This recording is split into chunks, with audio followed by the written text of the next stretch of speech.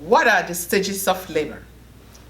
The birth of a child is a very special occasion and no two deliveries are identical. There are 4 stages of labor.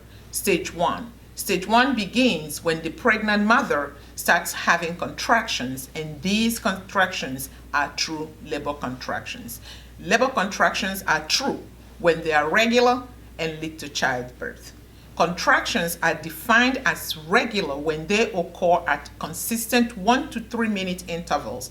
A contraction is defined as leading to childbirth when it causes the cervix to dilate. The first stage of labor ends when the cervix dilates to 10 centimeters. This first stage of labor is the longest of all the stages because it begins when the mother goes into true labor and ends when the cervix dilates to 10 centimeters.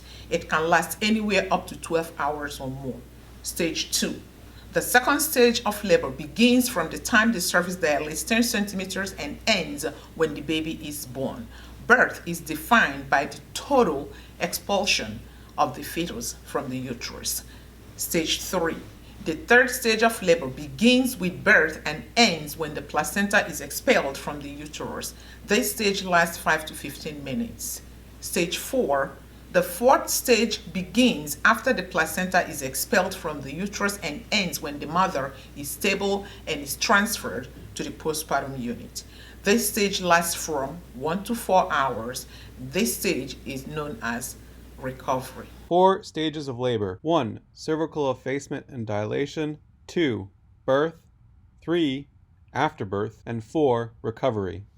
Dr. Stella Akpuaka, Associate Professor of Nursing, University of the District of Columbia Community College.